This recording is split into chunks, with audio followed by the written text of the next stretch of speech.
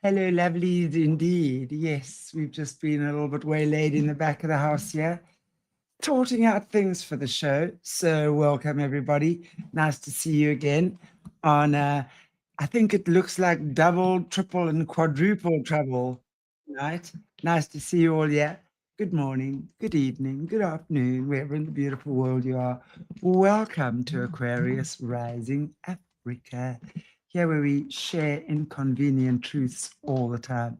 Anyway, without any further ado, I'm going to bring on Jessie and Dennis Carroll, Dr. Dennis. We're going to be doing some deeper dives into the Vril Society. So for those of you who've been catching my shows with Dr. Dennis, last two shows we've done, we've spoken about this. And tonight, Jessie's joining us. We're going to be deep diving into some of the sigils and stuff like that. So without any further ado, Taram. Voila, voila. Hello, Jessie. Hello, Dennis. Welcome. Nice to have you both here tonight. Really great. Thank you for joining me. Yeah, I've got time. I've always got time to spend a while with some lovely ladies. Okay, definitely. Thank you. You're such a southern gentleman, Dennis. We love your accent, that's for sure, right? Sometimes I find it a little bit difficult to understand you. But I have to be careful with that. Anyway, really good to have you guys here. So I know Dennis and Jessie need no introduction on this channel, but I'm just going to ask you guys, maybe Jess, start with you ladies first, and just maybe tell us if anything you're doing, any announcements you have, anything like that. And Dennis, you can do the same after Jess. All right. Well, I do have a lot of upcoming decodes. I encourage people to check out my website, thekingdomlivingwithjessie.com. And on there, I have upcoming university decode, which I'm going to get into Oxford. I'm going to get into some of the vampirism that occurs there and several other universities. And then I also have a decode that will be coming up on the islands. And we're going to get into the Caribbean, the Bahamas, and some unique forms of witchcraft that come out of there that are connected to celebrities. Wow. Yeah. Very interesting. You're really doing some amazing decodes for sure. And we're definitely going to be doing a few spin-offs from your show. Yeah. That's for sure. Look forward to that. Thank you, Jess. Dennis, just hang on a sec. Jess, people are saying your voice is echoing. I don't hear an echo. Mine. I hear it too. But I don't know where it's echoing from. Can you hear an echo, Dennis? Okay. Yeah, I do hear a slight, seem like a slight echo there, but not too bad. It's not too bad, but it's loud on my end, but I don't know where it is coming from. It's not that bad. It's not that bad, though. Is it if I put mine on mute? That's it. Yeah, I'm not getting it anymore. So it is from your end. Yeah. I don't hear it, yeah. Okay, what I'm going to do is I'm just going to then switch myself on mute because there's obviously a problem here, which I don't have the knowledge to dig into what that might be right now. So I'm going to put myself on mute, and if I have any questions, I'll just pop myself on unmute then. Okay. In the meantime, I'll just hand over to you guys. Yeah, well, you can come over to my channel, everyone watching today, and visit me over at Hunting the Shadows YouTube podcast channel and agency. I also have a paranormal consulting service. If you need to get in touch with me about any kind of paranormal problems, or you just want to share a story, whatever, you can contact me at my website, denniswcarroll.com, or you can email me at denniswcarroll@gmail.com.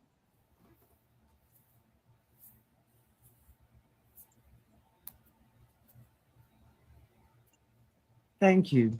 Jess, I'm just wondering if you want to open up in prayer, and then you guys can just go from there. Sure.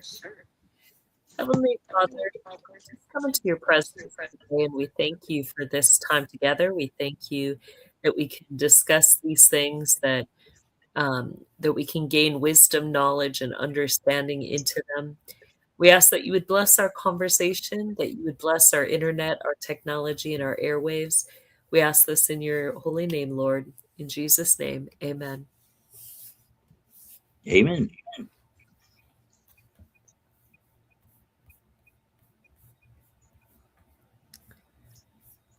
All right. Well, Shant, if you want to put up maybe the first Vril symbol, we can. I know, Dennis, you had some things to kind of share about your thoughts on where it was stemming from and kind of some of the history behind it. I guess we got the Black Sun one first. Now, that's the interesting symbol in the middle of that, Jessie. That symbol in the middle is that wolf angle I was talking about earlier. Okay. That's the wolf angel, as it's called. And that's part of the SS insignia, too. Yeah, you see that in some of the other SS symbols, as you're pointing out. What's interesting on that is, like, in the upper Kabbalah teachings, they'll use different angles, geometrical lines to indicate their connection or their allegiance to certain angels.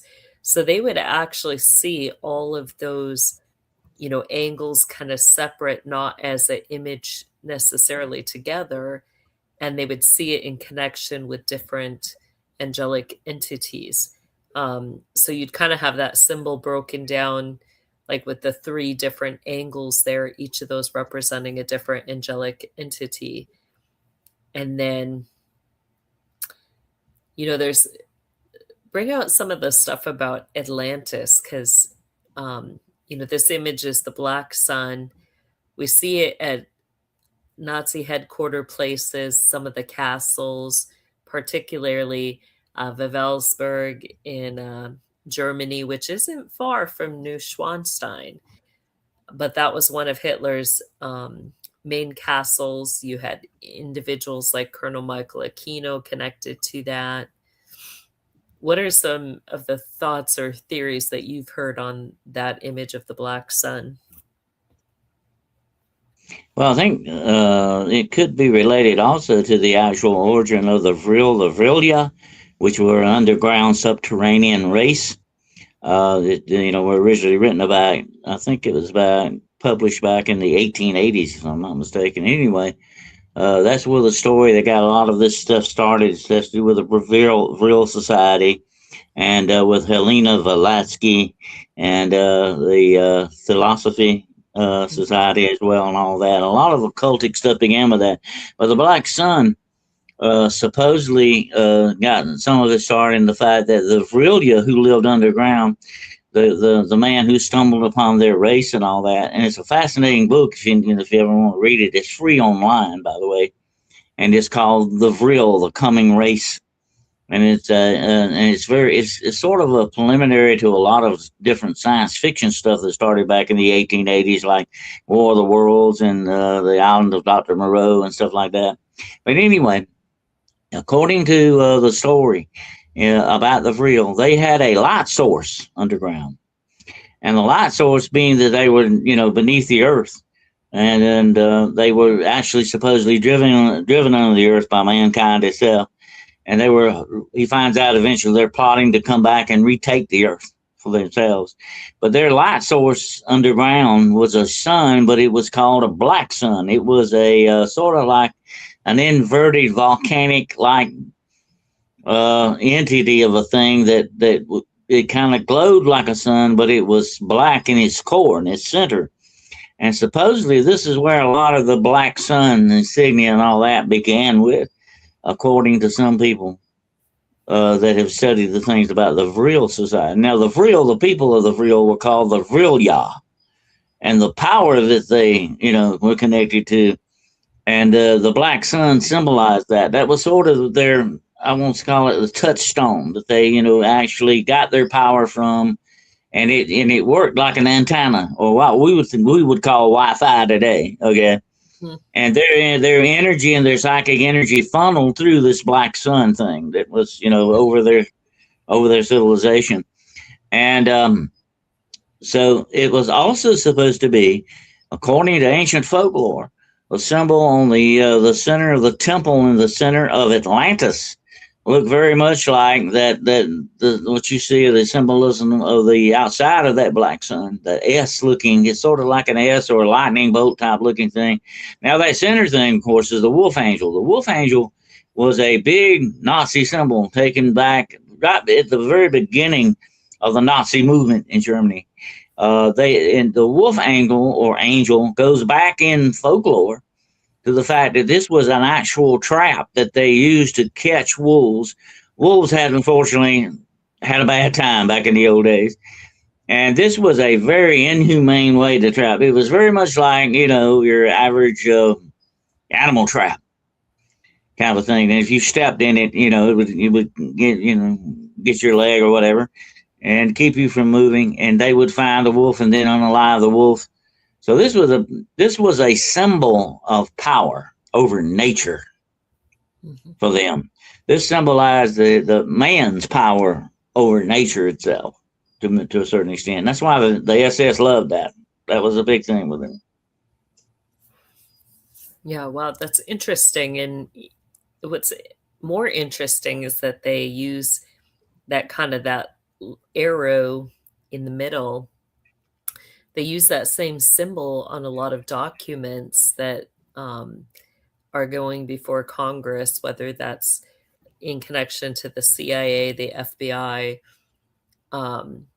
They've used it like with certain projects like Project Centerline, and you kind of have some of those hidden symbols. You get kind of the middle of that symbol being very similar to some of the paper clips or the little paper airplanes that we'll see in connection to certain projects. So yeah, it's interesting thinking that there could be a connection with that and those that hunt or go after certain individuals, like those that maybe would be wolves, whether real physical wolves or people with changeling spirits. So that's interesting. Also with in the Kabbalah magic, they're gonna see that symbol of the black sun, and that actually is in their Kabbalah tree forms. When you see in the books, like they'll show like that Kabbalah tree, you have an upper part and a lower part. Well, right in the middle there, you'll see sometimes images where like they'll have a man with his arms stretched out, then he's standing on a woman, and then that woman is standing on a globe or a ball with the Leviathan spirit in it. And it's said in its fullness of its form, like most images will just show the Leviathan with 3 to 5 heads, but in the fullness of its form, it's seen with the 12 heads or more. And they'll use that same globe symbol to represent that dark sun, and then that gets into the Kiphoth, which is the tree of death for them, and the different roots or branches of that tree of death. And they'll in their beliefs, they get into the dark sun kind of sits over those 12 branches. When they're looking at it as a map wise, they'll see the earth in that center spot, and then you get the first part of the rays before they're bent, that the middle, like a secondary layer going out to other territories where you have other land masses, and the black sun is almost seen as a key to how do they get access into that middle layer. And then from those middle layers, it goes out into further layers, into a third layer where, they proclaim Atlantis or, Mount Olympus, where Odin is, those territories are. So, if you see like a flat Earth map, it kind of you'll see where things line up. But you have certain groups that will kind of take that information and show how it is applied. Are there any like in the studies that you've done, what are some of the connections between the wolves, the Vril, and the Odinism?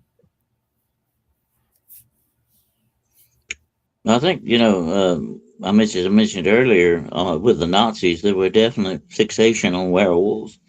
And it goes deep into Germanic mythology and folklore. It is a big thing. And a lot of this stuff that went with the Nazis, and like I said, they were obsessed with occultism. And this number one symbol you're looking at here too, according to some aspects of people who believe in, who have embraced occultism, that this is a true symbol of the power of darkness over the world itself. And it goes back to the ancient gods, supposedly, like you mentioned, Odin, and or even Zeus. And that, that would kind of be like a stylized Zeus is kind of a lightning bolt thing there too, by the way. All of this is very esoteric, and it ties into a lot of different avenues into this. But the occult, as you very well know, Jesse, is the language, the symbols are a secret language unto themselves. And they mean different things for different reasons. But it is definitely very deep in folklore. You find a lot of answers to this. And like I said, they were fixated on werewolves. And, here's an interesting aspect. You got to remember that in medieval demonology and stuff like that, and a lot of the grimoires that you see, there is a lot of wolf symbolism attached to demonic entities. Every demonic entity has its own signal. And according to the Kabbalah, every angel has its signal, has its own signal as well. It's on their shield, so to speak. And this ties deep into medieval folklore too, that the Nazis were very, very interested in. Like I said, they were obsessed with it. And all of this also ties into their philosophy of the master race, and that there should be a ruling class on this planet. And they felt that they were it, definitely. Yeah, for sure. Well, go ahead to the next picture, Shanti. Some of the other symbols that will be used, like this is another one that's commonly seen. The middle part there that kind of looks like a lightning bolt, that can be, seen like it is here facing to the left, or it can be mirrored facing to the right. You see the one half black, the other half the purple, and then you see the priestess laurels around it in this symbol. But for you, what have you heard about kind of where their imagery comes from, or what maybe some of the hidden meanings behind it are? Well, that definite laurel leaf pattern around that reminds me of the Greek god legends, Mm-hmm. And of course, that center thing would be a stylized type of lightning bolt. And of course, the purple and the black always stands for occultic power or knowledge, and the purple supposedly stands for royalty or kingship kind of thing. That's what I see a lot in that symbol, especially those laurel leaves. That is a definite Zeus reference, or to the Greek gods or Greek philosophies. There were a lot of the occult, the ancient medieval occultic societies were definitely connected strongly to Greek mythology, and a lot of the mysteries of Dionysius and stuff like that. It goes really deep, and of course you got the original lycanthropy with the Greek legends. That's where it began. The shape shifting stuff. The gods were known to do that a lot. The gods shapeshifted, like Zeus could look like a swan or whatever they wanted to do. They were definitely shapeshifters. So I think a lot of this ties deep into that. But when I see that, I see a lot of Greek symbolism in that as well. Mm-hmm. Yeah, and like in the sigils, like when they use the laurels, a lot of times that is in reference to priestesses or showing that there's priestess groups involved.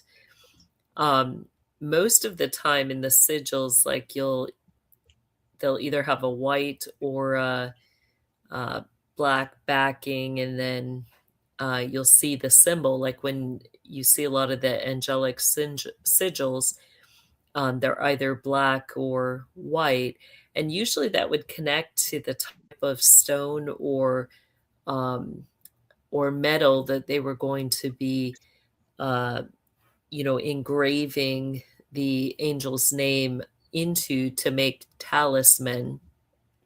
So I'd be curious, if there's a history with some of the Vril with the actual making of certain talisman or tokens, um, because it kind of, you get some unique colors, not just with this one, but in other ones I've seen, and I think that goes with like their stones of power, and that it would be very common for them to, purple would be connected with kind of more your metaphysical crystals that they would use for protection, and then you'd have like the onyx or other stones that would be obsidian, things that would be more their stones of power and authority. And did they find unique ways to blend certain types of stones to, make a symbol for themselves that would be seen as a power or protection symbol? Now, that why, it's kind of backwards, but that goes back, as we know, Blavatsky and others were connected to the Thule Society as well as the Theosophical Society. Some of the images for those, like when you look up their symbols, you have the Y for the Theosophical Society, and you'll see that where like they'll do kind of like at the very top there, you see kind of that V shape. And that would go to their connection with worship of certain altars or entities of horned deities. Particularly, you'd have beings like Baal, Samael, that would be seen with that V shape horns, and they would build their altars then, like they would mark their places with almost like those Y shapes in the windows, and then they would kind of, I call it the Lilith sigil, half eye of Horus. Like they would build these churches with these very unique shaped windows that went up, in kind of that half eye of Horus look, and then they would have a Y in the window that would cascade down through the glass. And that would symbolize that in that place you'd have the Thule Society, and you would have altars to Baal that would be in that place. That was one of the ways they would mark it.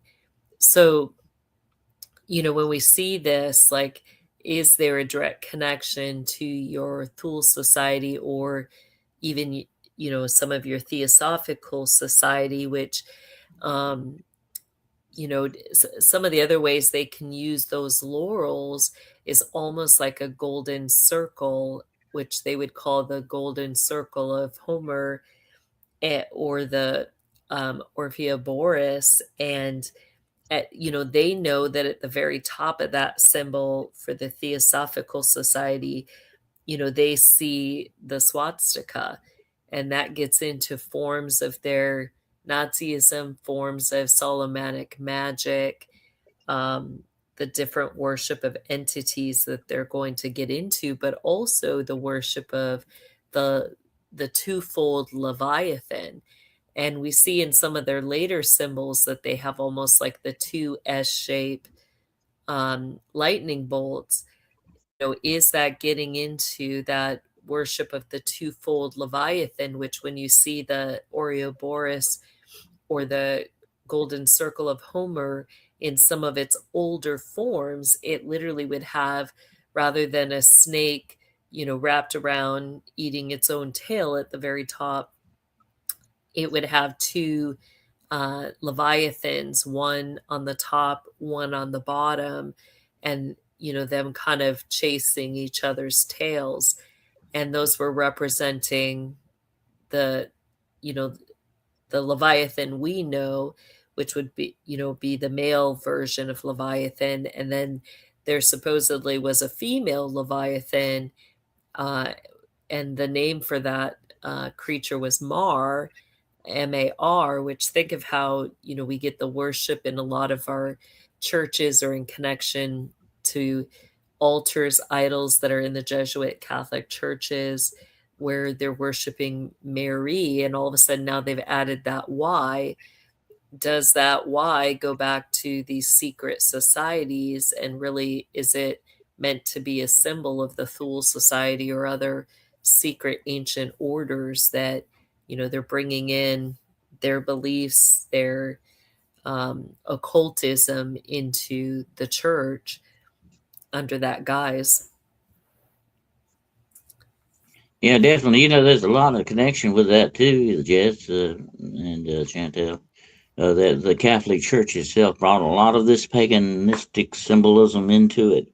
They assimilated it, and they couldn't, put out the gods and goddesses, so they kind of converted them into saints in a way. And I think it's interesting too to note that while we're talking about this, Helena Blavatsky, who was Ukrainian, by the way, at that time you would call it Russian. Russia, had occupied Ukraine. But she was a very, very adept at combining the different religions of the world, and she was actually trying to mold all religions into one very, I would say, kind of combined system. And it's very interesting how she went about that. She was a student of that, and she was one of the first people who actually tried to. She believed that all religions and belief systems had some truth somewhere in them.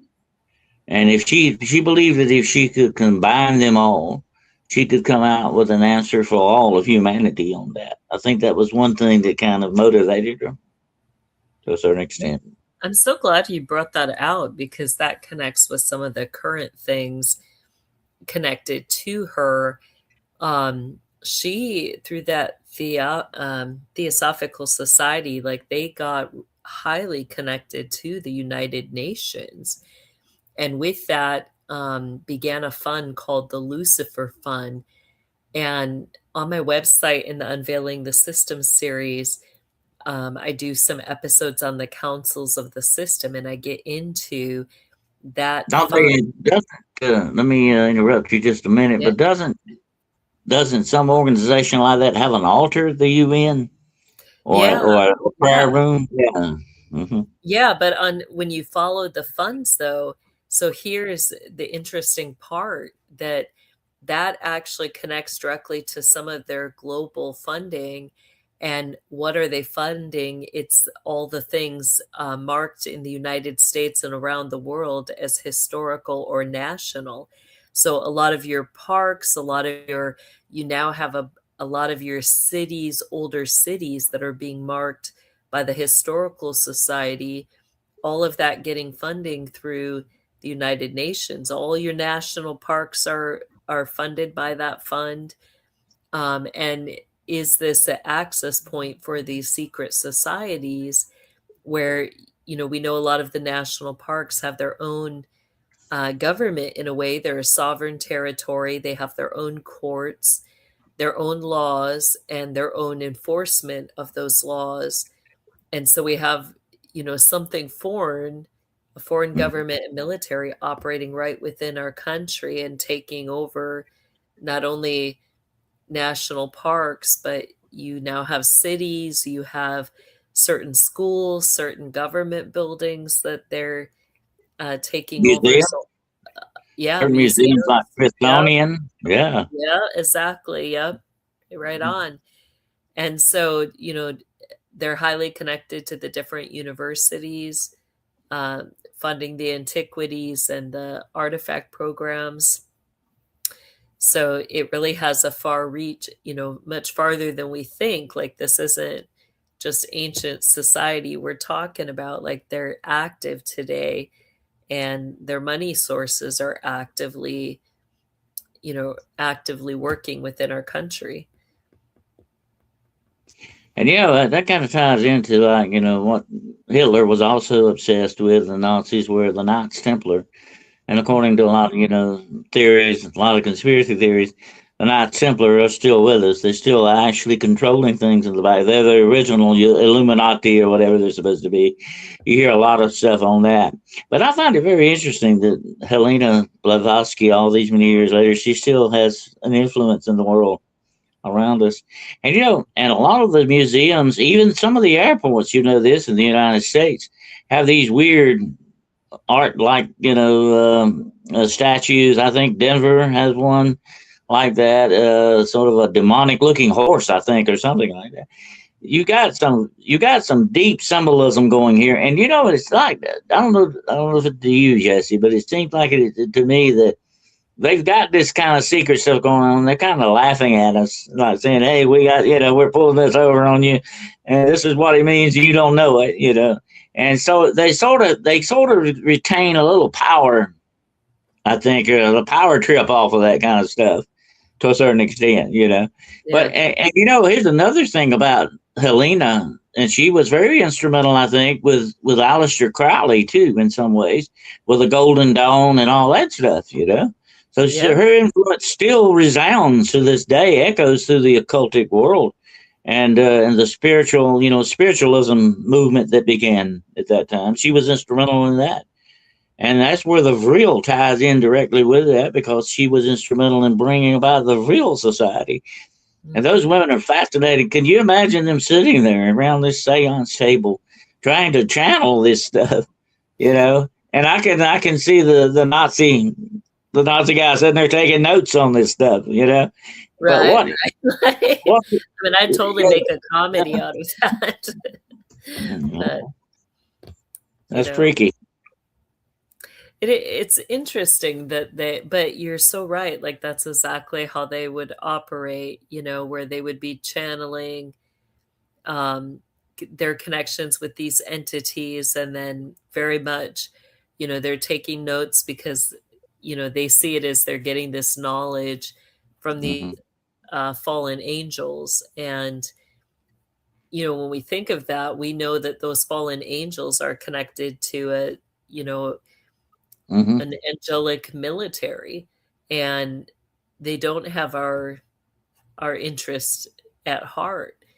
They really, I think a lot of the knowledge that they gave, was for the destruction and the control and the oppression of mankind, rather than, as God, put it at the very beginning in Genesis, he gave us dominion of the earth.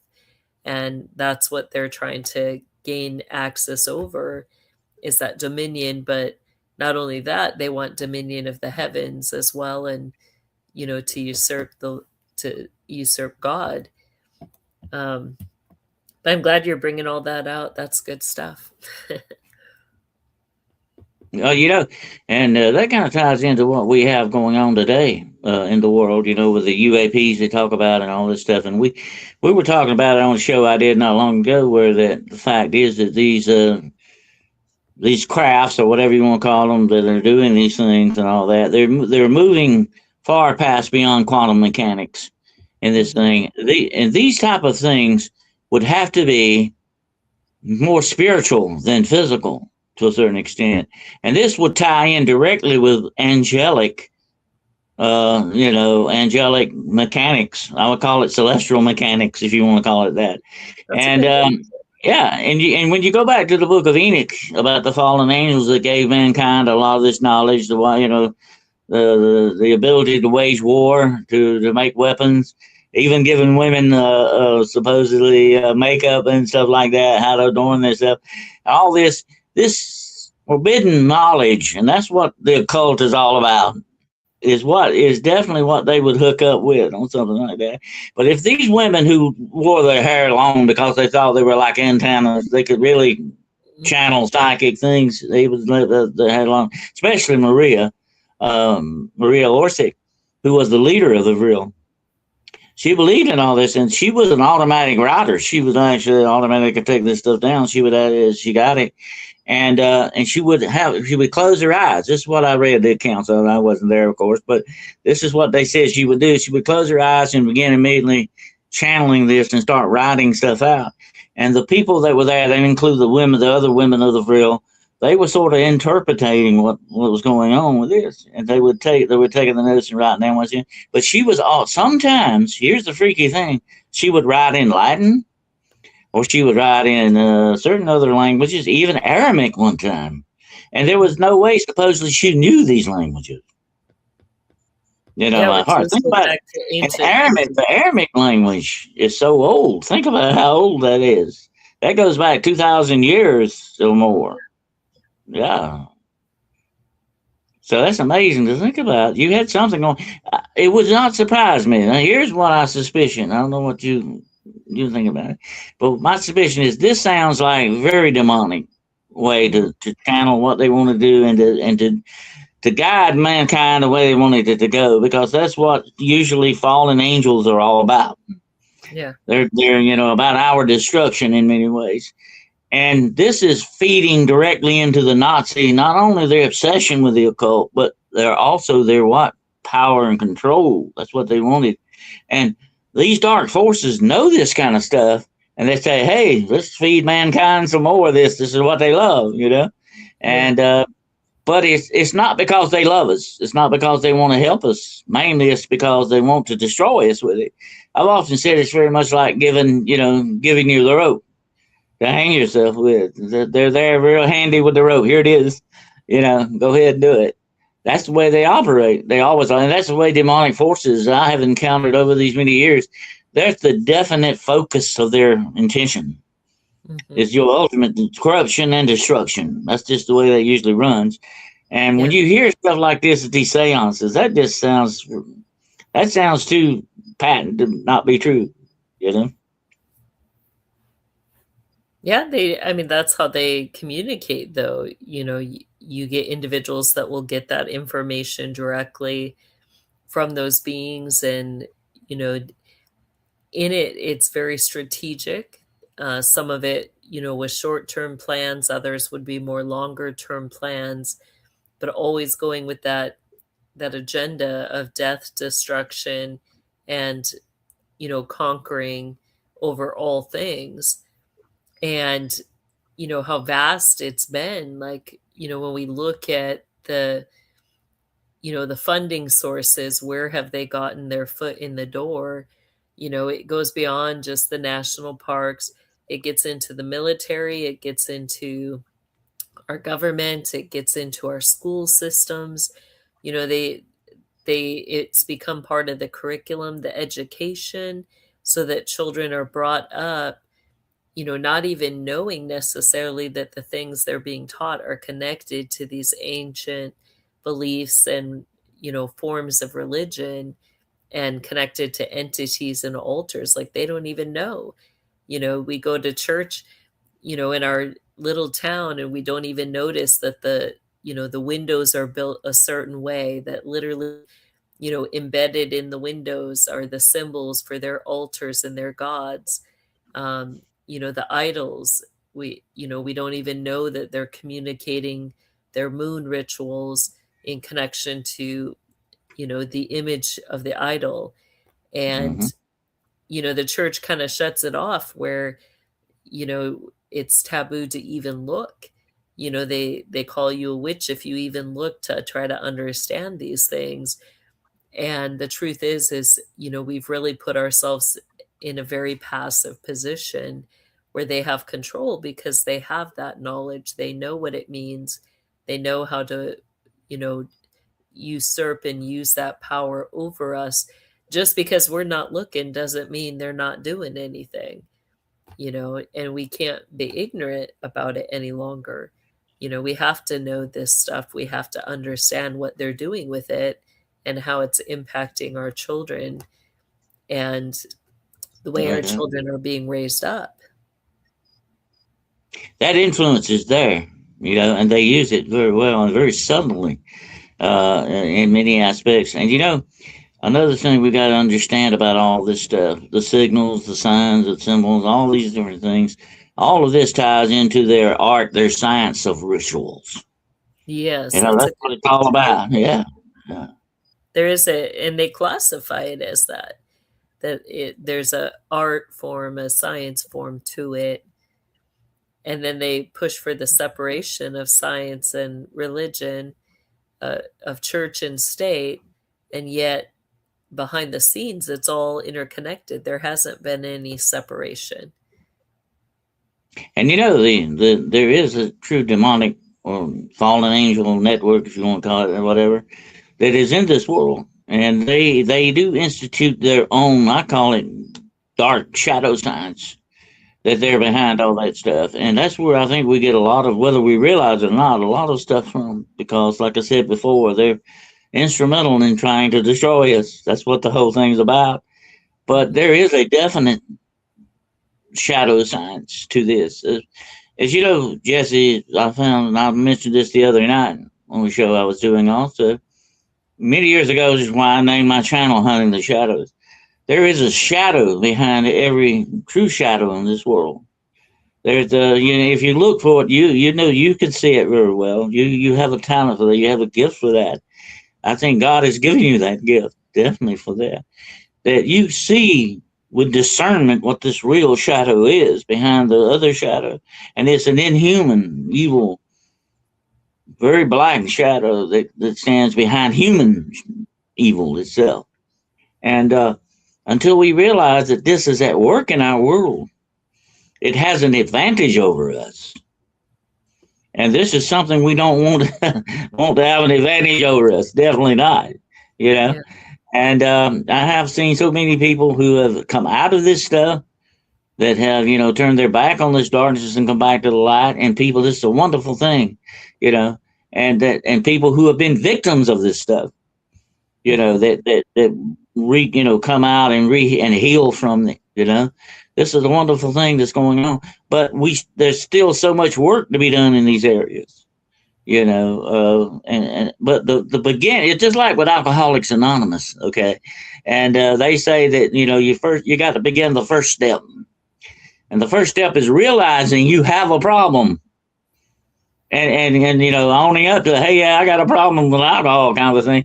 And if you've got a problem, say, what we got to say, hey, we got a problem with evil here, And it's behind a lot of this stuff. It's in our governments, it's in our religions, it's in our churches, it's in our schools, it's in our entertainment, it's in everything, because it's put there as an insidious plan and a plot that is ongoing. And you and I and people like Shanti, we see this and we know it. But people need to be warned, because a lot of people are just blissfully going through life with, oh yeah, that's the way it is, and I don't even care to know about it. That's the power that your enemy has over you. If you don't want to give them that power, you want to make sure that you have the advantage and all that. This is really, and you know this well, Jess, this is spiritual warfare. Okay, this is the offensive part of spiritual warfare. And there's a defensive part, and then there's an offensive part. We need to engage offensively more than we do defensively. We need to do defense too, is very important. But offense is also instrumental in holding back this darkness, and whatever. But it's getting in our children's lives. It's destroying our family, destroying our way of life. It's attacking us not just physically, mentally, and emotionally, but spiritually as well. And those four things make us what we are. Mm-hmm. And they know that. They know us better than we know ourselves sometimes. And like I say, this is a network. People need to realize this is a network of evil in this world. And it's not got any good intentions for us. Definitely not. So true. Well, go ahead. I want to bring out some more things on some of the symbology they use. Go ahead and pull it up again. What's the next picture you have there, Shanti? So it's important to understand, like, when we see symbols being used, always try to go back, because they're going to go back to some occultic book, some form of magic or grimoire. Why? Because it connects to different entities, and altars that they're worshiping at. So some of the things we see, with the black sun symbology, you get the circles, and we talked about how the lightning bolts kind of go through circles. We see that same form in the center. Like you'll see this also in the Kabbalah image. It can be the tree with all the circles, the Kabbalah ladder where you see it going up and going down. This is the same symbol as that, Kabbalah tree. And the upper triangle represents that upper part of the Kabbalism where they're going to be ascending into their godhood. And then the triangle pointing down represents that dark side of Kabbalahism going into the Kiphoth, the tree of death. And it's there where you see that threefold circle in the middle there. All of their symbology, like when you see the Rotarians, they're often marked by that circular symbol that looks like almost like a gear. That comes out of this symbology, connected to certain entities that they're going to worship. We see with that black sun symbology that same thing where, some of their symbols, you'll get that gear in the middle, and then you'll see the sun rays coming out of it. But this is where it goes back to is some of your ancient grimoires, like the Sword of Moses. Go ahead to the next one, and we'll kind of show some of the other things where it connects back. Here's another seal that they'll use in connection to the Sword of Moses. And again, you see all those rays of light going out. You see the different angles. And you see in the middle there, notice how there's letters in connection to that middle part. Now, what's interesting is when you look down, almost like between the 5 and 6 o'clock mark, you see that Hebrew Lamed. That shape is similar to what they use all the way around in that black sun, which goes back to the form of those that carry the light. But what's interesting is you get that same letter in the actual name for Lucifer, Hallel, which is the Hebrew form of his name. And when you see those two lameds together in his name, it literally, means like the one who, turns and looks at himself in carrying the light is kind of a loose translation of it. So when you think of it that way, and then all of a sudden now you see in that black sun all these lameds, knowing that goes back and represents that pride of Lucifer, that his eyes turned away basically from the light of God and turned towards himself, and his desire, that's literally what it implies. His desire was only for himself. That ultimate form of pride, and that's what you get in that black sun. There isn't, a looking to God or looking outside of yourself. It's very much, them looking towards themselves. And in that, there's an untangling from God. There's an entering into that place of ultimate death, but not death being, necessarily as we know it. Like for them, they believe that their godhood does not come in connection to having a relationship with the living God. They believe that they can remain in their state of sin and death and basically be the living dead, be gods in their death. And that shroud is what they want to put on and wear. So all of this goes back to, the altars, the worship, the different things that the form that they're trying to come in their godhood. Go ahead. I didn't know if you wanted to say anything with this one, Dennis. That's very interesting. You know, I've seen something very similar to that along the lines with Dr. John Z. Dr. John D was a very fascinating character who was an alchemist. He was also an occultist. And he was always trying to find the secret language of angels, you know. And yeah, he knew these grimoires well. He knew them very well. And he was trying to accomplish good things, but he was doing it in the bad way. Kind of say he was you don't use the power of darkness against the power of darkness. It don't usually work that way. But he you know, his intentions were good, but you know what road is paved with that, you know. But that reminds me very much of some of his work because he was using codex type things, and that looks very much like a codex. In other words, you could do things with it by turning it certain ways, you know. And here's another thing. I'll give you a little trivia thing about Dr. John Z. He was also a secret agent for the Queen. Okay, he was you know, doing in an actual spy. Okay, and here's something that's going to blow your mind when you hear this. Okay, he would sign his secret documents and everything with his code name. Are you ready for what his code name is? What was it? 007. Wow. I kid you not. I kid you not. That's where Ian Fleming got that at. Okay, he knew about Dr. John D. But that's the true story. Yeah, that's wild. Wow, interesting.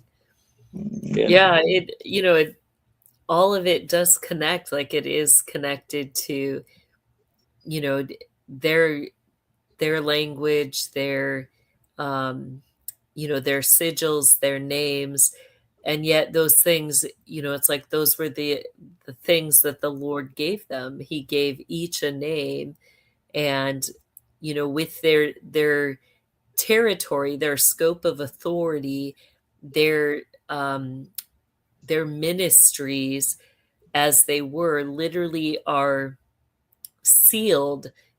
Another way to put it would be their destinies are literally written in their names, and their names in form are connected to God, like their relationship with God. So when they stepped out of that relationship, there wasn't, you know, any returning. Like they literally had to remove themselves from God's presence and from the presence of his glory, and in that there became a defiling of their original ministries. You know, we know scripture says all angels are ministering spirits.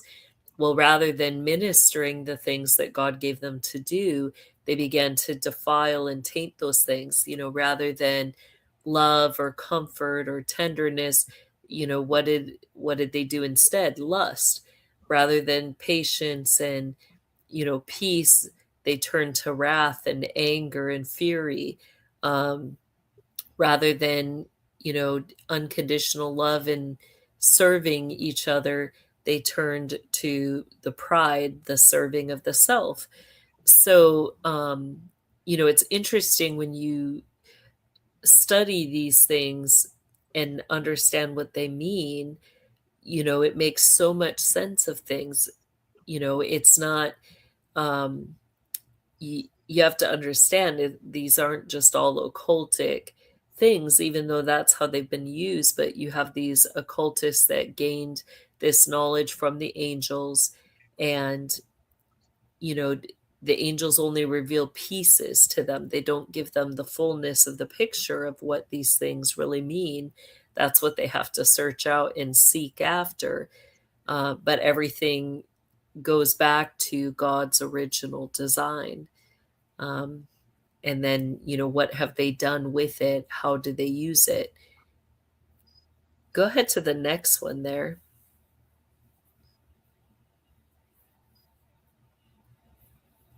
So some of the others, like you see in that black sun symbology too, the swastika there, with the very distinct angles. And then you see like the sun rays on the bottom. You see the sword with the crescent moon hilt. That crescent moon hilt has been carried forward in other groups. usually you'll see that in connection with your Shriners, and then your upper level Eastern Stars, which would be the Order of the Sphinx priestess groups.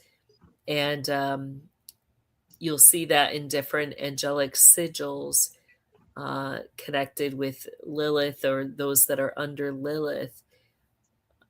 So it gets interesting because, they literally proclaim in their symbols the angels that they serve. Like when you see it like this, that swastika being so angled, you see the formed triangle, which we see that in the Thule Society. In the midst of that lightning bolt, you have a very defined triangle. So, there's interconnections between those symbols, and those go to their symbols for the different archangels that everything's going to fall under. And then you'll have your fallen angels as well that will have those same symbols as well. So that's how they embed it in their symbols. And we just think, oh, even in this one, we see the priestess laurels, the same laurels that we see in the Thule Society being carried over, just in a different form, not as flowy, but it's all representing the same thing, that you have females, priestesses with it. You've got certain connections to water spirits in that.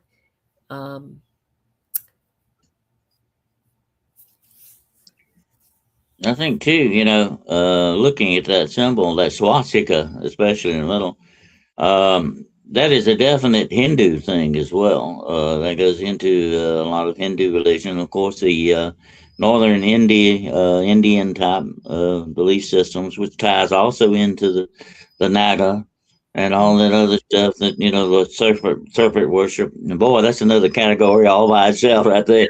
But yeah, but also you see the leaves, which represent the vine growing, the network, you might say. That's the old symbol for network, you might say, the ancient symbol for it. It means it's all reaching out, growing. And then you've got those columns, those 4 columns. That's sort of like what, the pillars of heaven kind of thing going on there. You got a lot of cosmetology in this, of course, along with the sword. The sword is not only the symbol, of course, a lot of ancient symbolism of wisdom, but of power as well, and knowledge, definitely. And it's very much like what in the Bible, you hear about the armor of God, the sword of the Spirit, and they recognize that a lot in some of these occultic symbols as well. That looks very much too like a tarot card. I think I saw once upon a time, long ago, in a very ancient deck of tarot cards. It reminds me of one anyway, so I'm sure that's been around a while. But that swastika is a big Hindu science symbol. It is a protection thing in the Hindu religion. But the Nazis took it and sort of strained it out a little bit, maybe somewhat different design, but it's still the same thing. But it is a very ancient symbol of protection, definitely. So I see this symbol is sort of showing power, but also protection as well. And the network itself, the foundation of wisdom or knowledge, kind of a thing going on. Well, it gets deeper than that.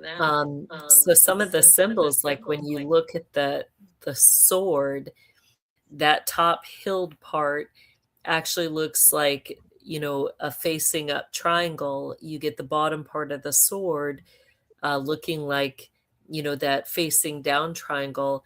And that goes back, if you'll just kick it for a second back, one slide, or I think 2 slides to that triangle facing up and the triangle facing down. Nope, not that one. The sword of Moses. Yeah. So that is actually another way that they will display the sword of Moses, is by that actual sword image.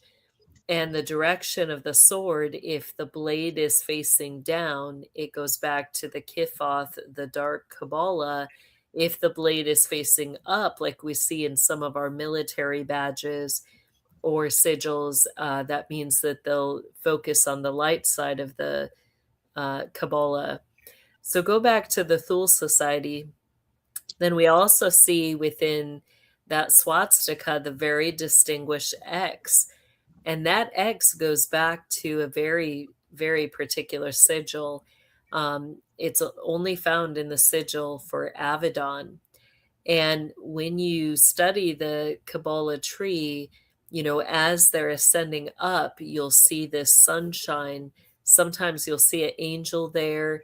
But, they see that highest point, they actually enter into a contract with Avedon at that highest point, and it is a military contract.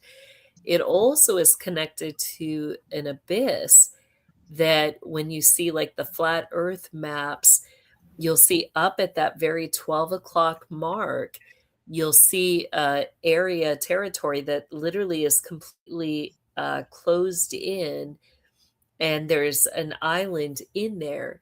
They see that as not only the Eye of Horus, but that's the place where it's believed that the ancient abyss that Avedon has the keys to for the end time army is held.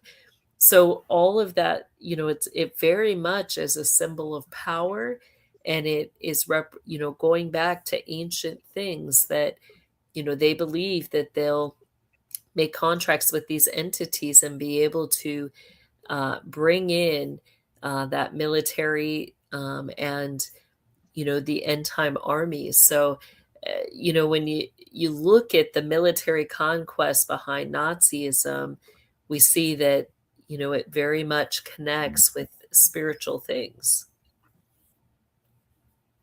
And it's interesting you brought up that about the X. There's a lot of in these rituals and stuff they do. There's a lot, of course, hand signals and stuff that they do, symbolism. That well. And one of the big protective things was, the cross the arms like an X. Yeah, the sign of death. I know you've seen that. Yeah. And that also goes to the other angel in this, which is Azrael.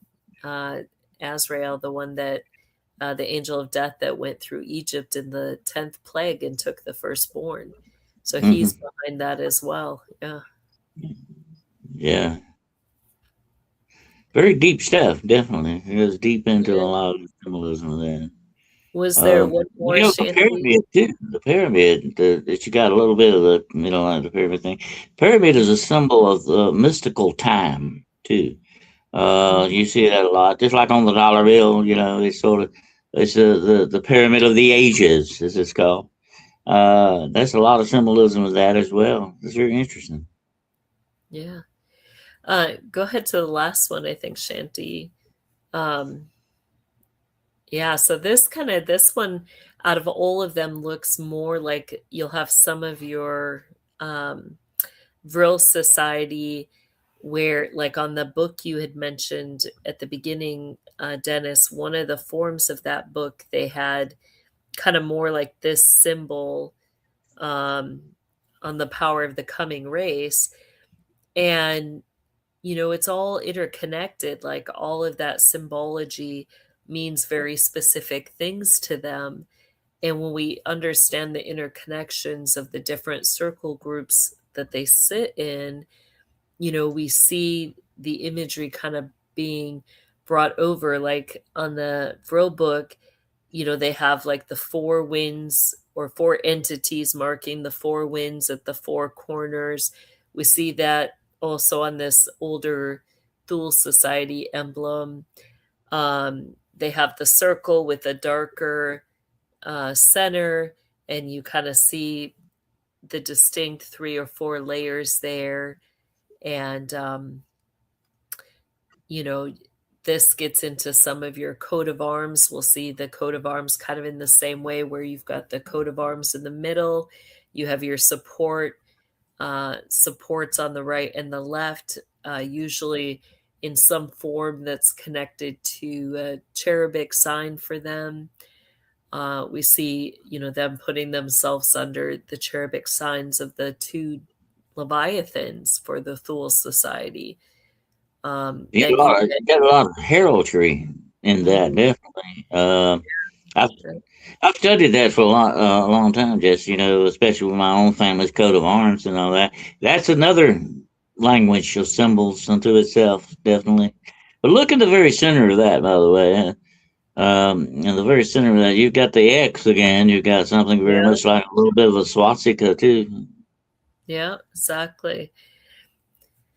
Yeah, so I wanted to show kind of where that history for it, is that, when we understand the people, the symbols in the secret groups that those people were connected to, then we can kind of trace back the more ancient groups that kind of they're, pulling in those belief systems, those symbols, those contracts into something new that they've created.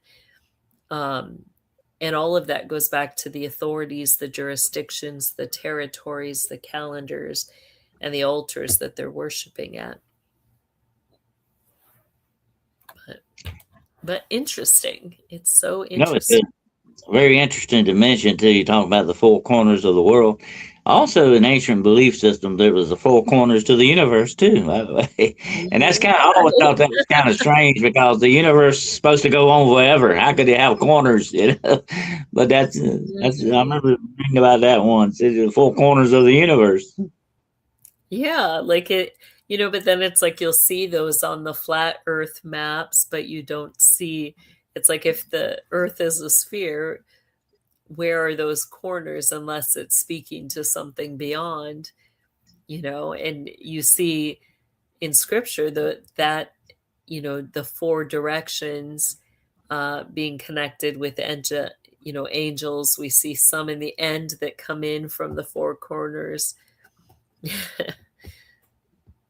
And in Kabbalistic beliefs and along with Jewish folklore, Hebrew folklore, there is the fact that they believe that there was an angel assigned to each wind, the north wind, the south wind, the four corners of the globe itself, and probably even supposedly the universe as well.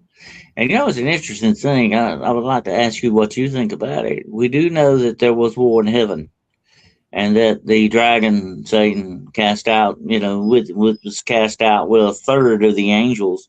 Mm-hmm. And we've always contended about that. How many was a third of the angels? It would have to be millions, because the universe is so large. These are the supervisors, supposedly, of the universe. Yeah. And so you would not be. I was telling somebody this the other day. I just want to see what you thought about it. While I was thinking about it, that it would have to be millions. I cannot see it not being millions. Well, you get it defined as a myriads upon myriads. And if you ask, like I just asked AI, how many angels are in a myrid, and it says 10,000. So, you get, that goes back to the 10,000 upon 10,000. So it probably is calculated around millions. That's kind of like that old philosophical question: how many angels can dance on the head of a pin? Kind of a thing. It's an unanswerable question, but as vast as the universe would be, and according to quantum physics, there may be more than one universe. You if you're going to have a bunch of supervisors, you're going to need a lot for that, definitely. But I find it very interesting, and you see a lot of that symbology and stuff like this right here. You got a lot of the threes, the thirds. Mm-hmm. You got that symbol that keeps popping up over and over and over again, and you have it deep in witchcraft. You have it in the Kabbalistic stuff. You have it in folklore. You got it everywhere. That three keeps popping up and up and again, and we call it a sacred number because of that. To a certain extent, it is something very similar.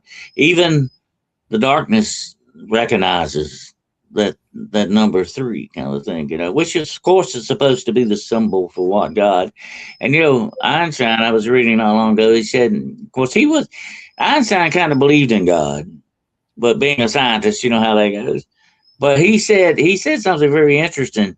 If God is, if there is a God, he is definitely a God of mathematics, because that is what the universe is made of.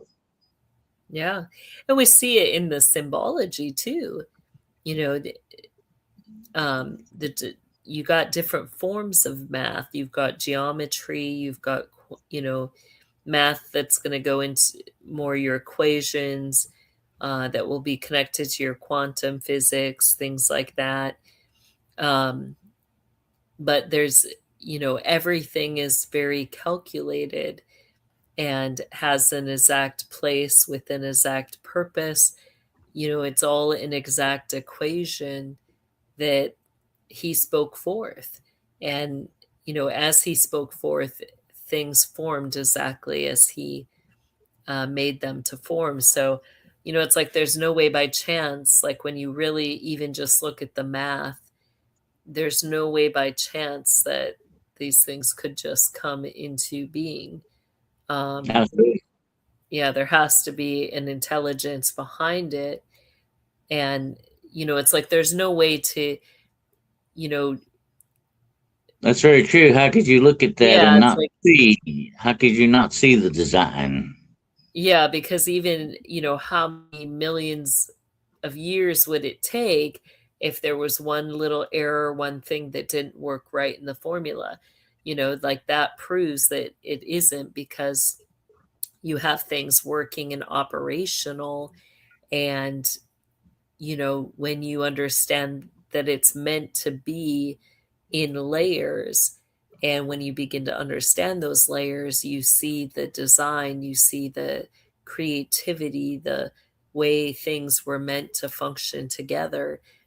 And that's a lot of what our society misses, because there's been that separation, the elite trying to keep this knowledge to themselves, and in that it has impacted the belief of nations.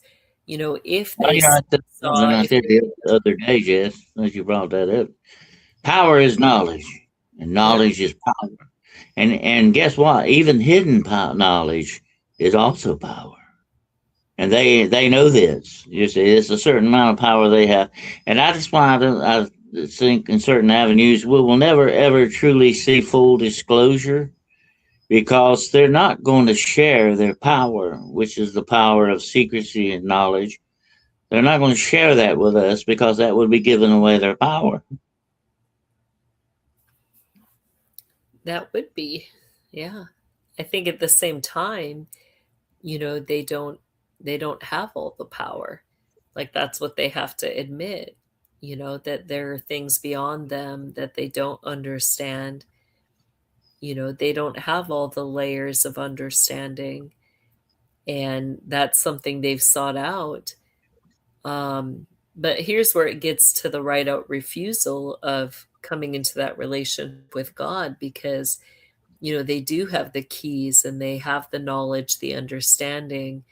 They know that these things lead back to God, and the truths that we have a living creator who created all things, that we were made to be in relationship with that creator.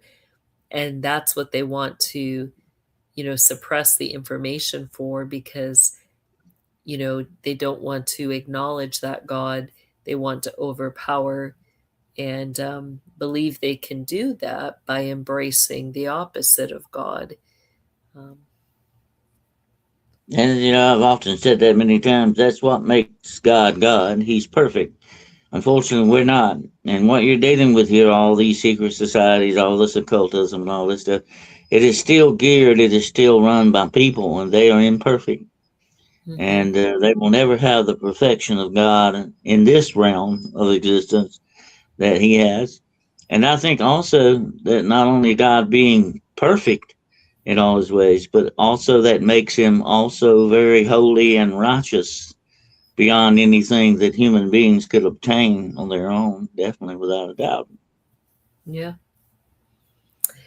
Well, excellent conversation. I don't know if Shanti wanted to pipe in too. You can go ahead and take the picture down if you want, Shanti. I hope she didn't go to sleep. I think we put her to sleep. No, I'm still here, but I'm well aware that there's mic problems this evening. So just needing to keep my mic on mute. But yeah, super interesting conversation as always.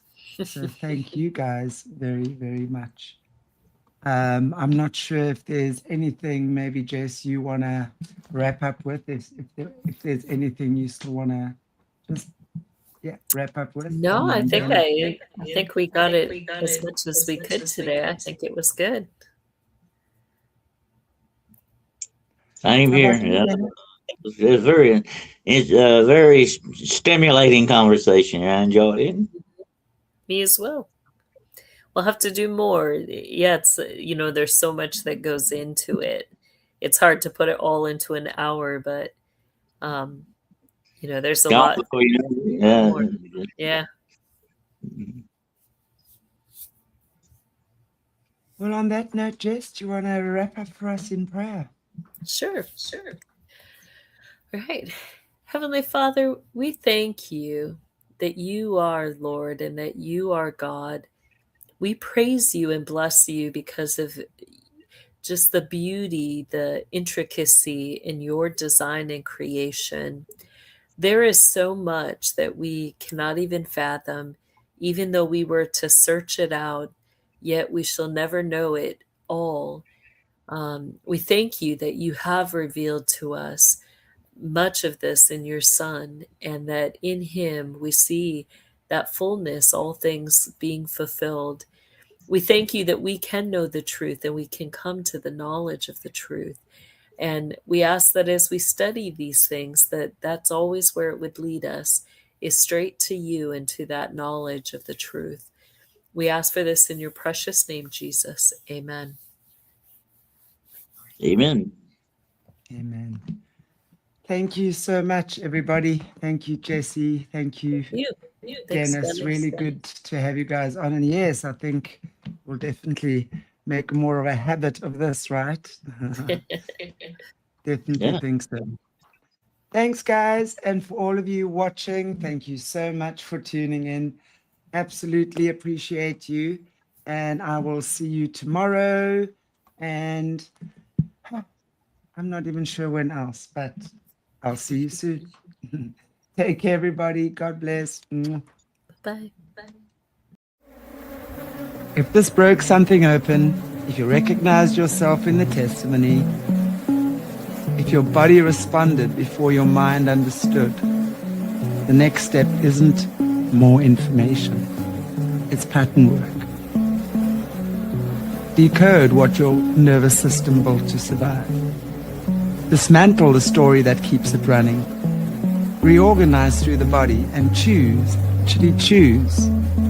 from the person you're becoming, not from the pattern that formed when you were too small to choose.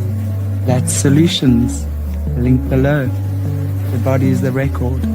Let's listen.